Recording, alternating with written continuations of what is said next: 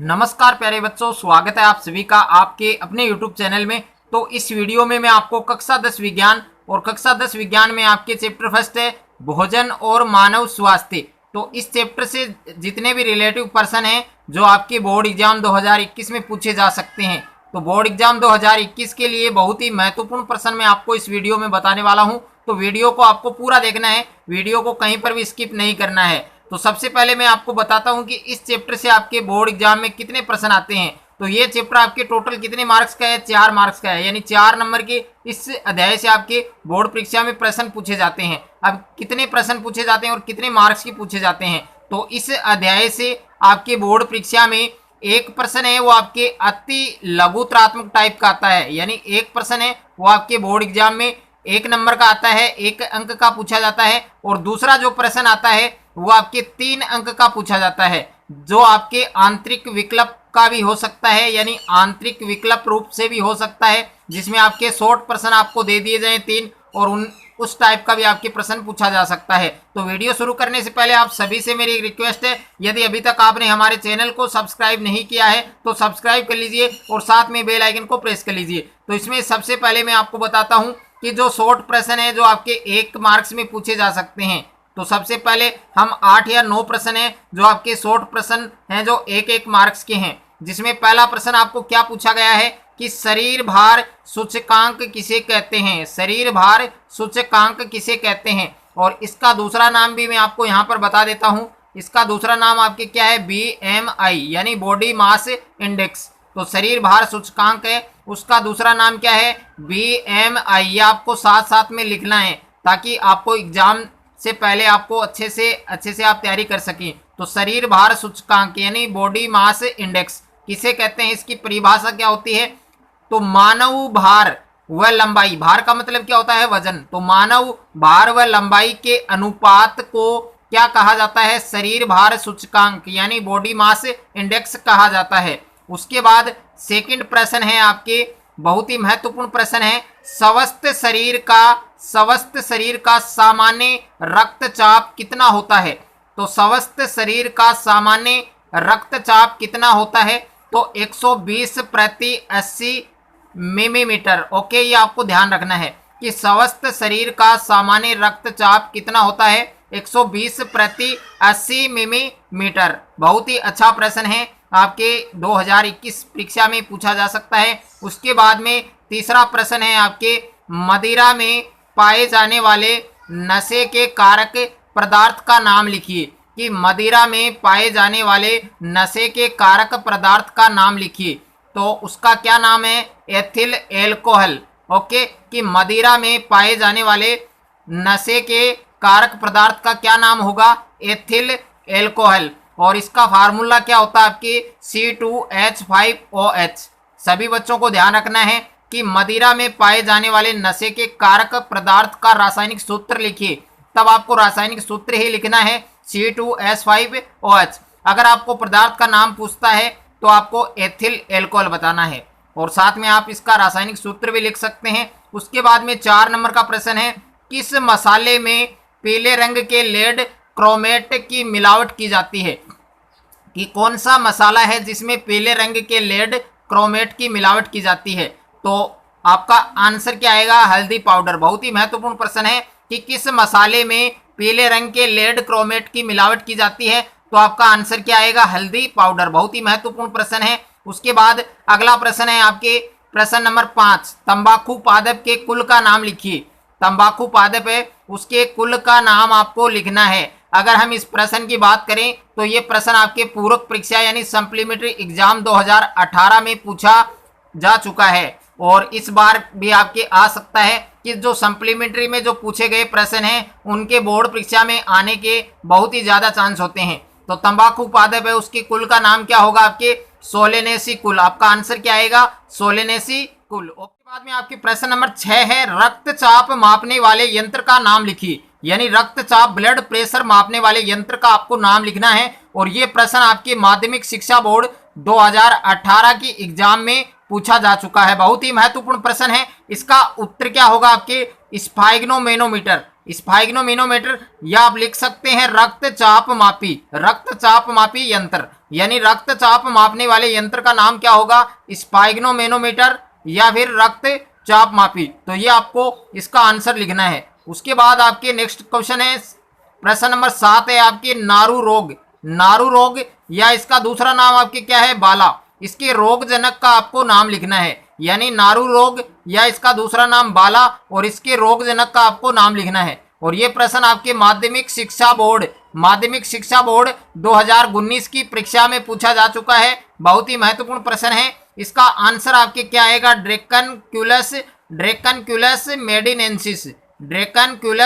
मेडिनेंसिस। ये आपको ध्यान रखना है। बहुत ही अच्छा प्रश्न है, और साथ साथ में आप अपनी नोटबुक में इन प्रश्नों को अच्छे से लिख लें, और इनके जो साथ में आंसर हैं वो भी आप याद करें अच्छे से। उसके बाद प्रश्न नंबर 8 है आपके, गुटखा चबाने से होने वाले रोग का नाम लिखिए। यानी गुटखा चबाने से कौन सा रोग होता है, उस रोग का आपको नाम लिखना है। और ये प्रश्न आपके माध्यमिक शिक्षा बोर्ड 2019 की एग्जाम में पूछा गया था। बहुत ही अच्छा प्रश्न है, बहुत ही महत्वपूर्ण प्रश्न है, और इसका आंसर आपके क्या आएगा? सब म्यूकस फाइब्रोसिस रोग। यानी गुटखा चबाने से कौन सा रोग होता है आपके? सब म्यूकस फाइब्रोसिस रोग। बहुत ही अच्छा प्रश्न है, सभी बच्चों को याद करना है। उसके बाद प्रश्न नंबर 9 है आपके, कैल्सीफिरोल या विटामिन डी भी आप इसको बोल सकते हैं, कि कमी से कौन सा रोग हो जाता है। यानी कैल्सीफिरोल विटामिन डी की कमी से कौन सा रोग हो जाता है। और ये प्रश्न आपके माध्यमिक शिक्षा बोर्ड 2020 की परीक्षा में पूछा गया था। बहुत ही महत्वपूर्ण प्रश्न है कि कैल्सीफिरोल या डी की कमी से कौन सा रोग हो जाता है। तो कैल्सीफिरोल या डी की कमी से होने वाले रोग का क्या नाम है आपके? रिकेटस। विटामिन डी की कमी से भी कौन सा रोग होता है आपके?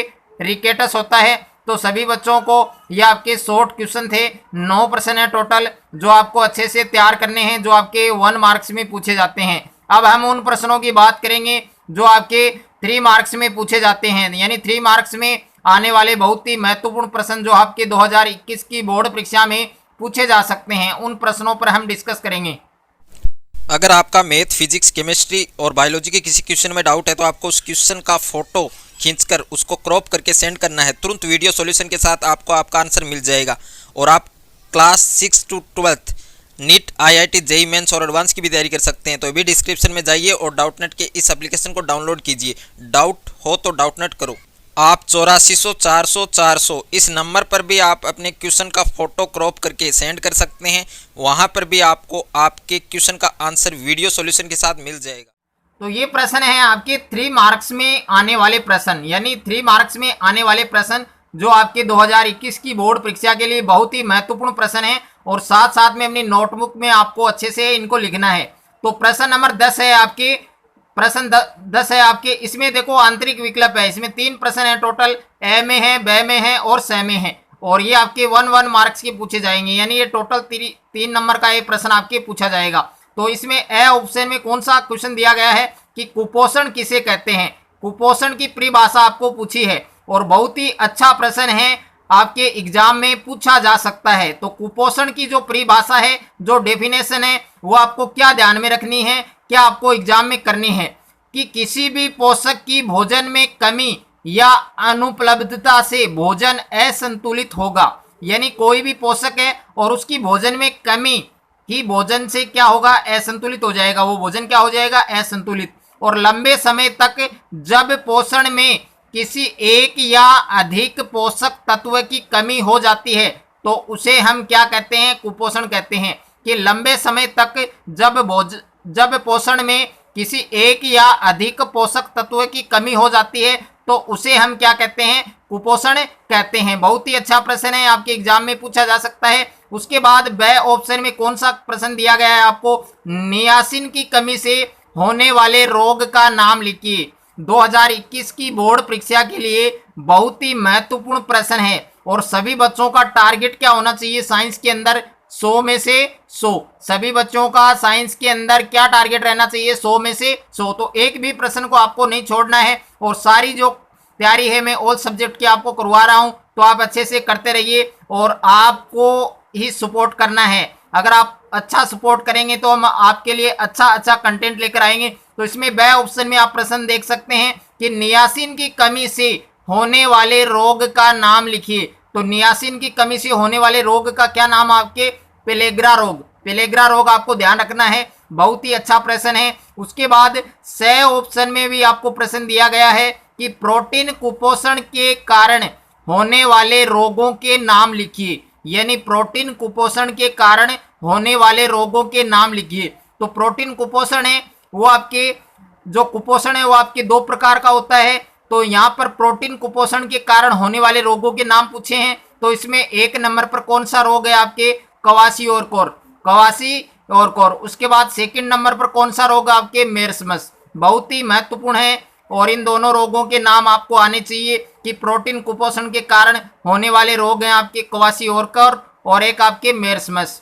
उसके बाद प्रश्न नंबर 11 का है आपके, इसमें भी आपको आंतरिक विकल्प दिया गया है, लेकिन इसमें आपको 2 ही ऑप्शन दिए गए हैं, ए और बे। यानी ए है वो आपके 1 मार्क्स का हो सकता है और ये आपके 2 मार्क्स का हो सकता है। तो तंबाकू पादप का वैज्ञानिक नाम लिखिए, यानी तंबाकू पादप है उसका आपको वानस्पतिक नाम लिखना है। तो तंबाकू पादप का वैज्ञानिक नाम आपके क्या होगा?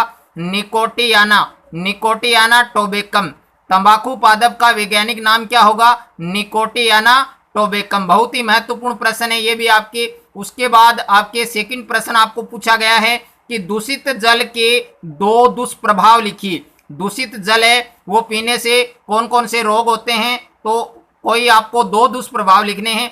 तो इसमें पहला दुष्प्रभाव आपके क्या है कि दूषित पानी पीने से डायरिया, हैजा और टाइफाइड आदि बीमारियों के होने की संभावना रहती है। एक दुष्प्रभाव आपके क्या है कि यदि दूषित पानी अगर हम पिएंगे तो उसे डायरिया है, हैजा है और टाइफाइड है आदि बीमारियों के होने की जो संभावना है वो रहती है। उसके बाद 2 नंबर पर क्या आपके दूषित पानी से स्नान करने पर कौन सा रोग हो सकता है?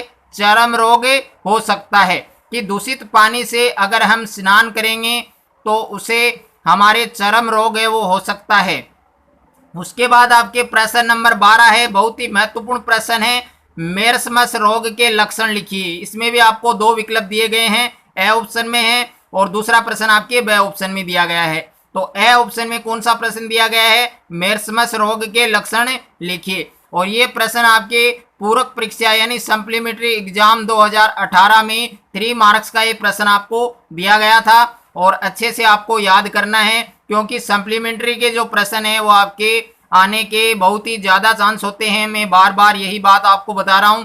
तो मेर्स्मस रोग है उसके क्या लक्षण होंगे? जब प्रोटीन के साथ पोषण में ऊर्जा की कमी हो जाती है, कि जब प्रोटीन के साथ पोषण में ऊर्जा की कमी हो जाती है तो मेर्स्मस रोग हो जाता है। और इस रोग में शरीर है वो सूख कर कैसा हो जाता है? दुर्बल हो जाता है, कमजोर हो जाता है और आंखें हैं वो कांतिहीन और अंदर धंस जाती है। यह आपको ध्यान रखना है। अगर मेर्स्मस रोग है और उसके क्या लक्षण आपको पूछे जाएं तो जब प्रोटीन के साथ पोषण में ऊर्जा की कमी हो जाती है तो मेर्स्मस रोग हो जाता है। और इस रोग में शरीर है वो सूख कर कैसा हो जाता है? दुर्बल हो जाता है और आंखें हैं वो कैसी हो जाती हैं? कांतिहीन और अंदर धंस जाती है। उसके बाद बे ऑप्शन में कौन सा प्रश्न आपको दिया गया है? पीने योग्य जल के 4 गुण लिखिए।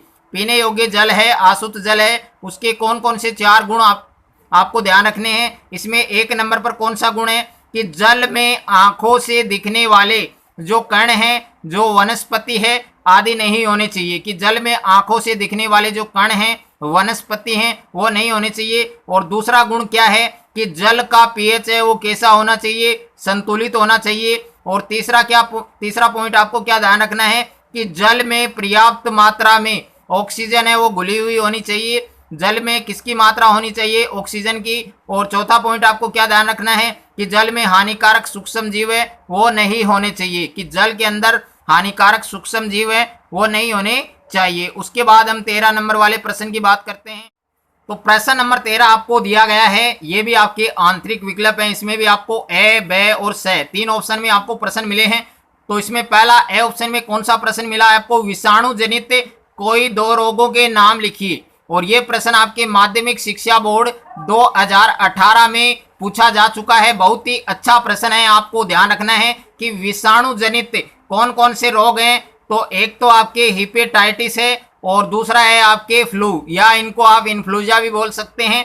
और दूसरा प्रश्न आपको क्या दिया गया है कि तंबाकू में पाए जाने वाले एल्केलॉइड का नाम लिखिए। तो तंबाकू में पाए जाने वाले एल्केलॉइड का नाम आपके क्या है? निकोटिन है। निकोटिन, निकोटिन आपको ध्यान रखना है कि तंबाकू में पाए जाने वाले एल्केलॉइड का नाम क्या होगा? निकोटिन। और तीसरा स ऑप्शन में आपको दिया गया है कि तंबाकू चबाने से होने वाली 2 हानियां लिखिए।